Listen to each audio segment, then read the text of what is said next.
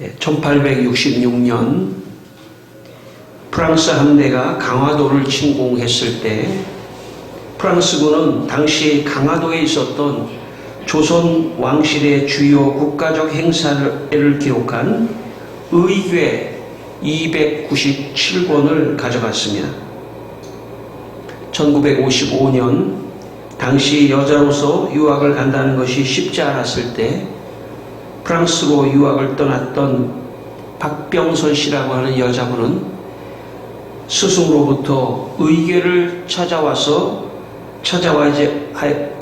하지 않겠느냐는 그런 말에 사명을 가지고 프랑스로 유학을 떠났습니다. 공부를 마치고 의궤의 행방을 찾기 위해 일부러 프랑스 국립도서관에 취직을 하게 되었습니다. 그리고 그곳에서 의궤를 찾기 시작했습니다. 10년 동안 도서관에서 근무하면서 그 의궤를 10년 만에 찾아냈습니다. 그런데 이 의궤를 찾아서 한국 대사관에 의궤가 프랑스 국립도서관에 있다고 알려주자 이 프랑스 도서관에서 이 여자를 해고를 시켰습니다. 그러나 그 다음 날부터 이 박병선 씨는 도서관에 출근을 하면서 비가 오나 눈이 오나 의궤를 펼쳐놓고 연구하기 시작했습니다. 그 연구가 계기가 되어 그는 연구 결과를 발표하게 됐고, 그리고 그 연구 결과가 발표된 후 20년이 지난 2010년 마침내 한국과 프랑스의 합의로 의궤 297권이 장기 대여의 형태로 한국으로 반환되었습니다.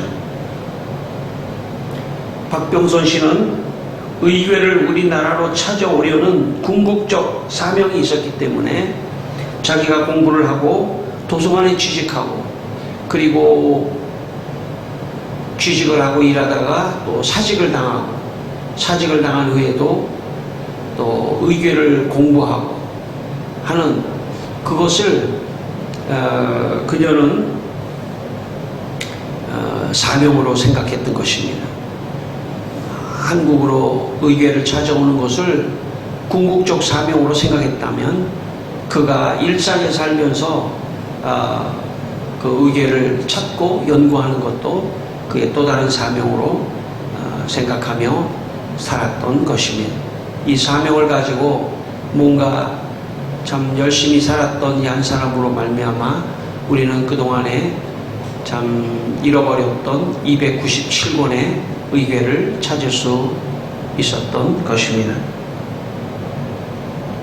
사람이 인생을 살아가면서 내가 이 땅에 태어나서 해야 할 사명이 무엇인가 하는 것을 발견하고 그 사명을 위하여 열심히 살아가는 것, 그것 자체가 보람이고 그것 자체가 행복인 것입니다. 아주 어린 아이일 때는 내가 미래에 무엇을 해야 할지를 모릅니다. 그러나 조금씩 자라면서 미래에 내가 무엇을 해야 할까 하는 생각을 하게 됩니다. 누구나 그렇습니다. 물론 미래에 무엇을 하면 돈을 벌고 먹고 살까도 생각할 수 있지만 그것을 넘어서서 내가 무엇을 하면 나한테 보람이 되고 행복하고 그리고 다른 사람에게 유익이 될까 하는 것을 생각하는 그런 사명을 발견하고 살아간다면 그 사람은 더욱더 행복한 사람이 될 것입니다. 전도서 6장 6절에 그가 비록 천년의 갑절을 산다 할지라도 행복을 보지 못하면 마침내 다 한 곳으로 돌아가는 것뿐이 아니냐라고 말씀했습니다. 사람은 행복하게 살아야 합니다. 순간순간 참 보람과 행복을 느끼며 살아가야 됩니다. 그러기 위해서는 내가 무엇을 해야 할지를 먼저 알아야 합니다. 그리고 내가 하는 그 일을 사명으로 생각하고 나한테 보람이 되고 내게 행복하고 뿐만 아니라 다른 사람에게도 유익이 되는 그런 어떤 사명, 그런 사명을 우리가 발견할 때 우리는 보람되고 또 행복한 삶을 살게 되는 것입니다. 오늘 이 시간에 여러분의 사명은 무엇인지 생각하는 시간이 되기를 바랍니다. 나는 어떤 사명을 가지고 있는가? 오늘 지금 이 시간 나는 사명을 따라서 살고 있는가 하는 것을 다시 한번 생각하는 그런 시간이 되시기를 바랍니다. 오늘 본문 우리 사도행전 20장 24절인데요. 우리 다시 한번 읽겠습니다. 사도행전 20장 24절 우리 한 목소리로 다시 읽겠습니다. 내가 달려갈 길과 주 예수께 받은 사명 곧 하나님의 은혜의 복음을 증언하는 일을 마치려 하면은 나의 생명조차 조금도 귀한 것으로 여기지 아니하노라. 오늘 바울은 하나님의 은혜의 복음을 전하는 것이 자기의 사명이라고 말씀했습니다. 오늘 이 말씀은 바울 한 사람의 사명은 아닐 것입니다. 오늘 모든 우리 믿는 사람 모두가 동일하게 가지고 있는 사명이라고 생각합니다. 하나님의 은혜의 복음을 증거하는 것, 그것이 사명입니다. 여러분 아시지만 바울은 유대인이면서도 바리새인이었습니다. 바리새인이라는 것은 유대 백성, 유대 민족 중에 아주 특별한 어떤 종교적인 집단인데 그곳에서도 바리새인 중에서도 율법을 공부한다고 하는 것은 그 중에서도 리더입니다. 바울은 가말리엘이라고 하는 당시에 참 가장 뛰어난 율법학자 밑에서 공부를 했던 아주 엘리트 중에 엘리트였습니다. 그는 이 바울의 이런 어떤 삶을 우리가 보면은 바울은 참 그가 율법학자가 되고 그래서 유대교의 지도자가 되고 아마 그렇게 살고 싶었을 것입니다. 어쩌면 그는 그것이 자기의 사명이라고 생각했을지도 모릅니다. 그런데 어느 날 예수님을 믿게 되었습니다. 예수님을 믿고 그의 사명이 바뀌게 됩니다. 예수를 전하는 것, 하나님의 은혜의 복음을 전하는 것이 그의 궁극적 사명으로 그의 사명이 바뀌게 됩니다. 그렇기 때문에 어쩌면 바울이 가졌던 그런 사명은 자기가 좋아하는 사명이 아니었을지도 모릅니다. 그냥 다른 사람에 의해서 떠밀리고 사회적인 분위기에 떠밀린 그런 사명일지도 모릅니다. 정말 자기의 생명을 생명보다도 더 귀하게 하나님의 은혜의 복음을 전하는 사명을 자기가 갖고 있다. 이런 말을 하는 걸 보면 진짜 사명을 발견한 것 같습니다. 저의 어린 시절의 가족관계는 부모님과 7남매가 같이 살았습니다. 저는 그 중에 여섯 번째였습니다. 저의 눈에는 저희 부모님이 저희 부모님의 세대에 다 그랬지만 참 어려운 일제와 6.25를 거치면서 어려운 어떤 시대를 살아가셨던 분들입니다. 그래서 사실은 밥을 먹고 사는 것 자체, 생존 자체가 참 어려웠던 그런 시대를 살아갔던 분들입니다.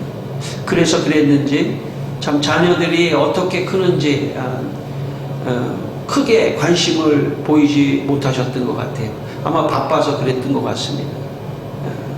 그냥 밥을 먹이는 것으로 사명을 다하셨던 것 같아요. 저 개인적으로는 참 그런 게 굉장히 좋더라고요. 어떤 통제를 받지 않는 것, 내가 미래에 무엇을 하는 것도 사실은 한 번도 저한테 미래에 뭐가 되라, 무슨 어떻게 해라, 이렇게 해라, 이런 얘기를 한 번도 제가 들은 적이 없습니다. 아마 바빠서 그런 얘기를 못 하셨을 것 같아요. 그러다 보니까 제가 하고 싶은 일을 하고 제가 좋아하는 일을 하고 하는 그런 일에 하게 되었습니다. 제가 목사가 된다, 신학대학을 가겠다, 그런 것도 다 말리지도 않고 말씀도 안 하시고 어떻게 보면 좋다 싫다도 없고,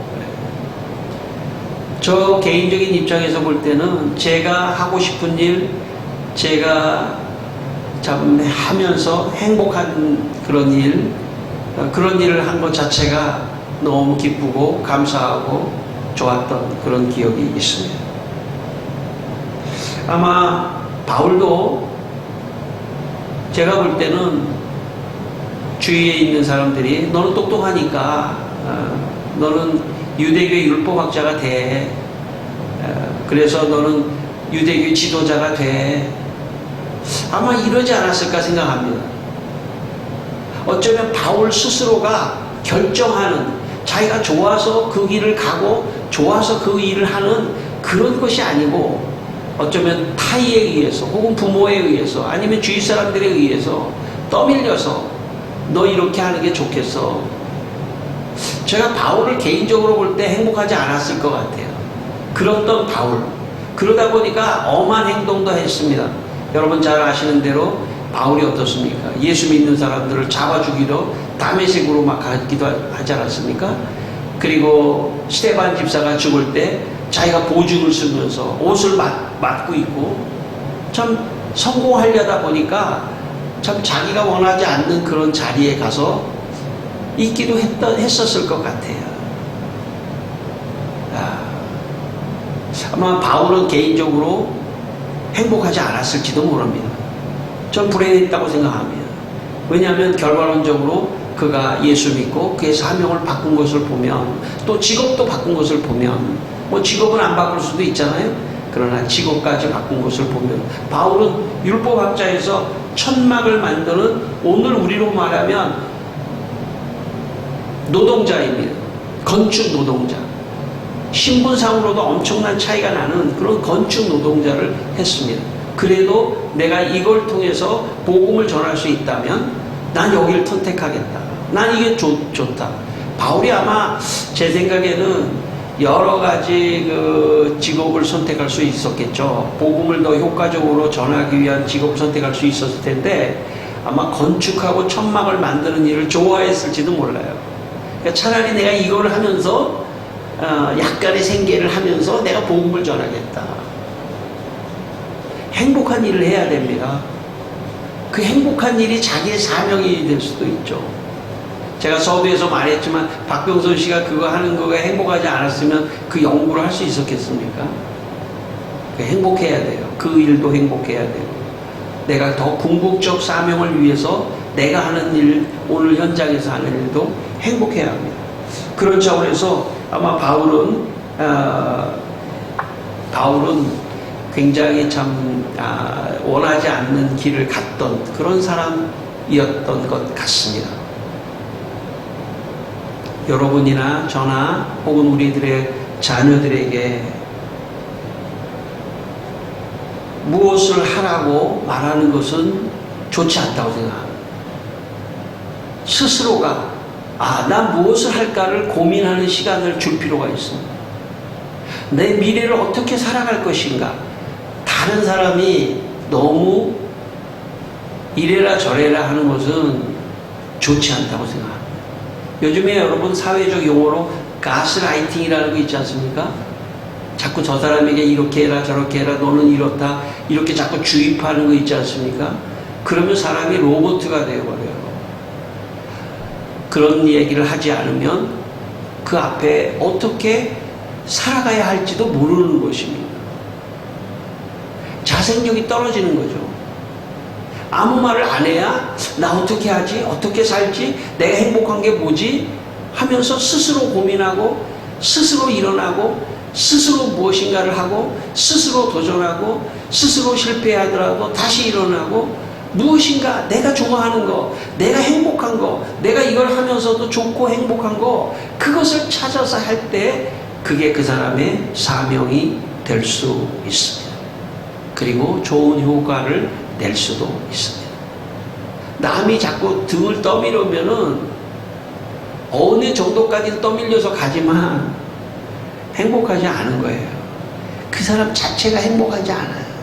내 인생이 행복하지 않아요. 특별히 저도 부모지만 참 부모가 자녀들에게 너 이렇게 해라 저렇게 해라 저는 좋지 않다고 생각합니다. 알아서 해라. 알아서 해라.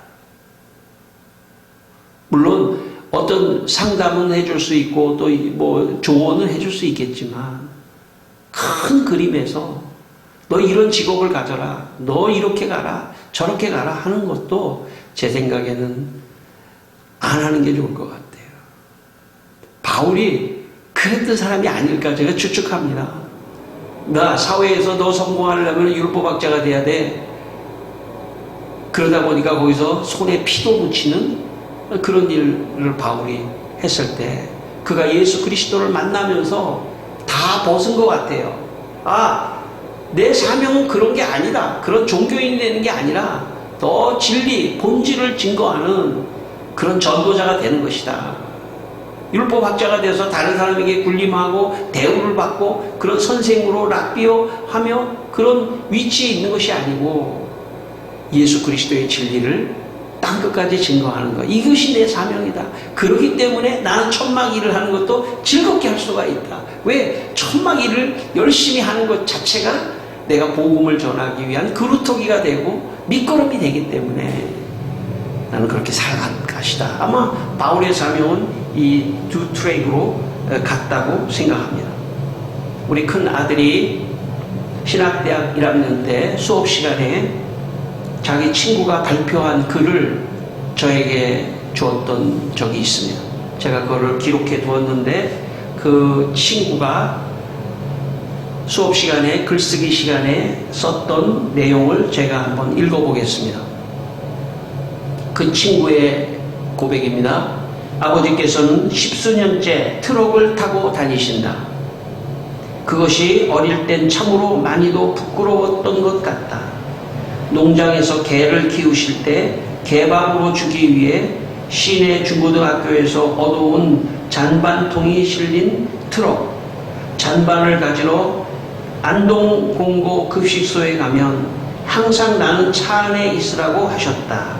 아마 내가 부끄러워하는 것을 아셨을 것이다. 나는 혼자 하시면 무겁다는 말로 충분히 트럭에서 내릴 수도 있었지만 그렇게 하지 못했다. 그땐 참 많이도 부끄러웠던 모양이다. 하지만 지금 생각해보면 짧은 내 삶이지만 내 생애에 가장 행복했던 시간들이었다. 아버지의 낡은 트럭 엔진 소리가 귀에 생생하다. 다른 것들을 하다가도 대문 밖에서 그 엔진 소리가 나면 후다닥 문 앞에 서서 아버지를 기다렸던 날들. 돌아오신 아버지의 모습은 초라하지만 내가 너무도 사랑하는 모습, 내 마음을 편안케 하는 아버지의 땀냄새, 생각만 해도 나를 행복하게 하고 내게 다시 힘을 주는 아름다운 추억이다. 아마도 이 친구의 아버지의 사명은 트럭으로 잔반통을 나르는 것이 사명이 아니었을 것입니다. 궁극적 사명은 내가 이렇게 수고해서 일해서 내 자녀가 앞으로 잘 되기를 바라는, 잘 교육받고 잘 성장하기를 바라는 그것 자체가 아마 궁극적 사명이었을 것입니다. 그렇기 때문에 그 아버지는 자녀를 향한 궁극적 사명 때문에 자신의 일도 또 다른 사명으로 생각하며 열심히 일을 하셨을 것입니다. 여러분, 혹시 여러분은 여러분의 삶 속에 궁극적 사명이 있습니까? 여러분의 삶에 궁극적 사명이 있어야 합니다. 궁극적 사명이 있을 때 오늘 내가 하고 있는 또 다른 일상의 사명도 의미가 있는 것입니다. 우리의 궁극적 사명은 예수 그리스도의 복음을 전하는 것입니다. 그 궁극적 사명이 우리 안에 있을 때 우리는 일상에서 살아가는 모든 삶도 혹시 그 일이 어렵더라도 그것도 또 하나의 사명으로 생각하며 열심히 살 수 있는 것입니다. 오늘 바울은 본문에서 24절 후반부에서 나는 그 은혜의 복음을 증거하려 하면은 내 생명을 귀한 것으로 여기지 않겠다. 내 생명조차 조금도 귀한 것으로 여기지 않겠다. 그만큼 사명에 투철한 거죠. 내가 내 생명마저도 귀한 것으로 여기지 않을 만큼 예수 그리스도의 십자가의 복음의 궁극적 사명을 나는 갖고 있다. 그렇기 때문에 바울의 천막일도 어렵지 않았던 것입니다. 여러분, 우리 오늘도 일상에서 살아가는 모든 것들은 궁극적 사명과 연관이 되어 있습니다. 궁극적 사명을 지향할 때, 그럴 때 나의 일상의 또 다른 일들도 사명으로 느끼면서 열심히 살아갈 수 있는 것입니다. 23살인 미국인 백인 처녀 KT 데이비스는 지금 아프리카 우간다에서 14명의 고아들을 입양하여 키우며 엄마가 되어서 살고 있습니다. 결혼한 분은 물론 아니지만 우간다에서 14명을 입양해서 살고 있습니다. KT는 미국 테네시주 내시빌에서 부유한 가정에서 사랑받는 딸로 태어났습니다. KT가 16살이 되었을 때 성경을 보면서 앞으로 예수님의 복음을 위해 살아가고 싶은 깊은 감동을 받게 됩니다. 고등학교를 졸업하고 1년 동안 아프리카 우간다에 선교 훈련을 갔다가 그곳에 전쟁으로 포악하고 무법천지가 되어 굶주림으로 신음하는 고아들을 보고 아이들을 입양하여 현재 5년째 돌보면서 예수님의 복음을 전하고 있습니다. 여러분, 여기 여자 참 청년이 어떻게 보면 우간다에 가서 아이들을 14명을 입양해서 하는 게 어렵죠. 힘들죠. 그러나 궁극적으로 복음을 이들에게 전해야 된다는 궁극적 사명이 있기 때문에 그가 일상 속에서 하는 그런 일들도 사명으로, 또 다른 사명으로 생각하면서 열심히 살아간다는 것입니다. 성도 여러분, 여러분의 삶에 가장 중요한 것은 궁극적 사명을 발견하는 거예요.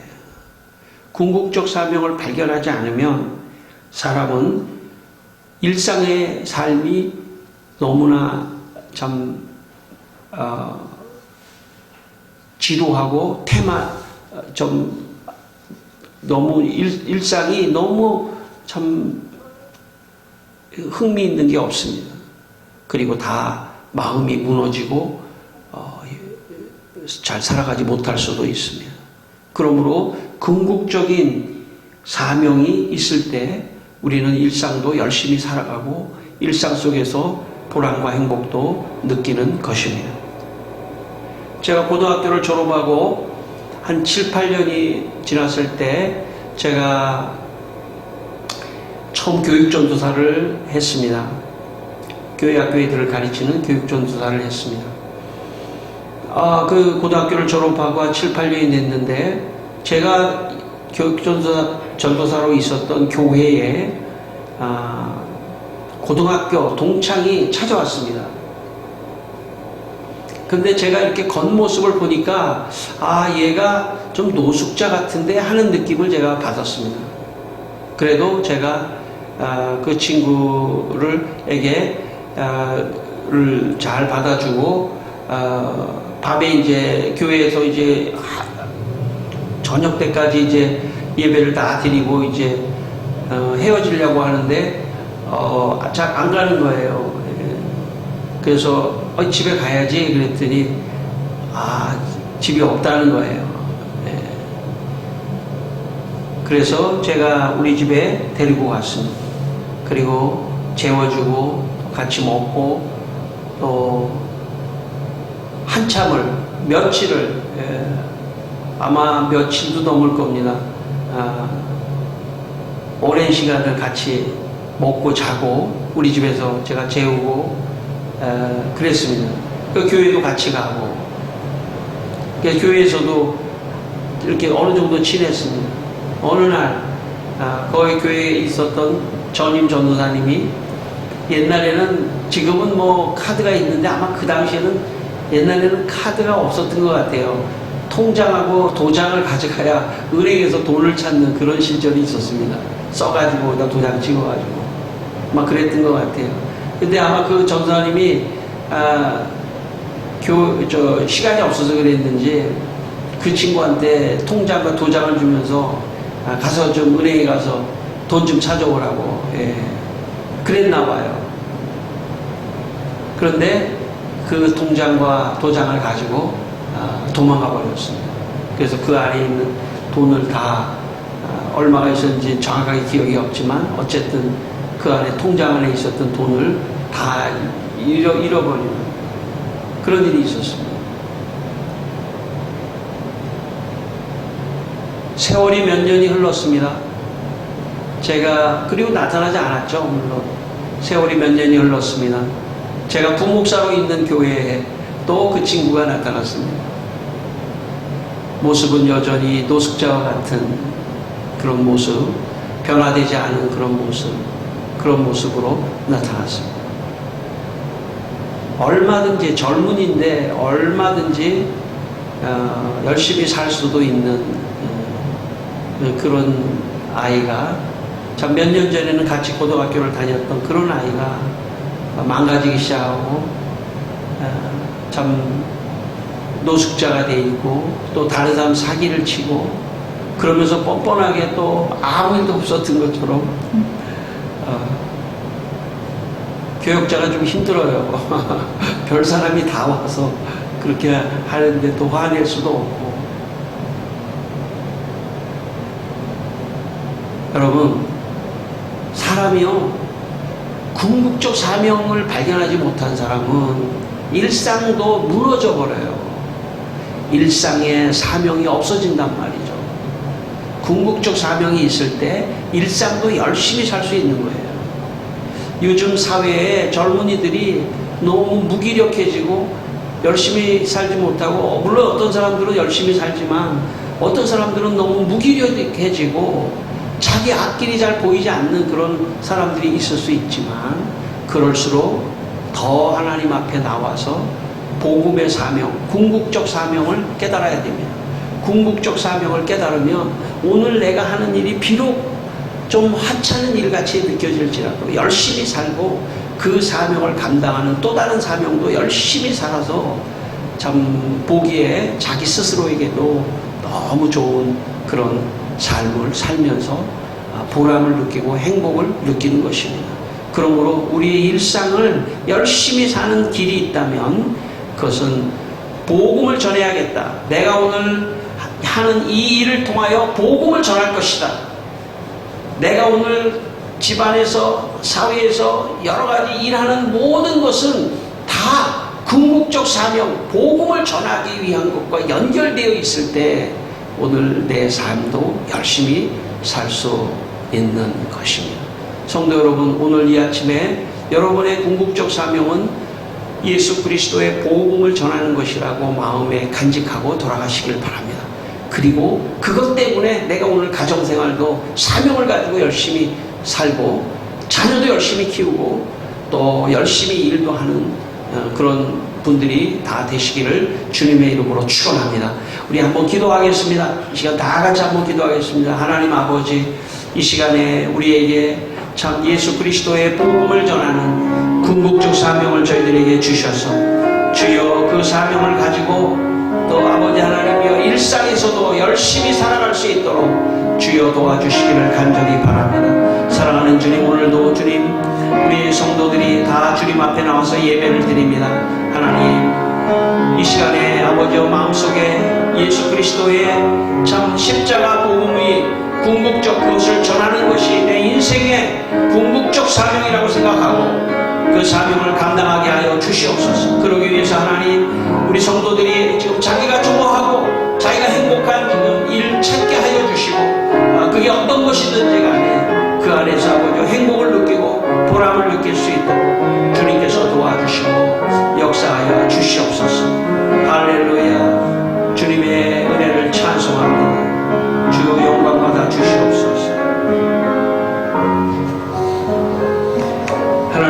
아버지, 오늘 우리 성도들에게 복음을 전하는 궁극적 사명을 주셔서 일상에서 하는 모든 일도 궁극적 사명을 위한 또 다른 사명으로 생각하고 사명을 감당하면서 보람되고 행복한 삶을 살게 하여 주시옵소서. 예수님의 이름으로 기도드립니다.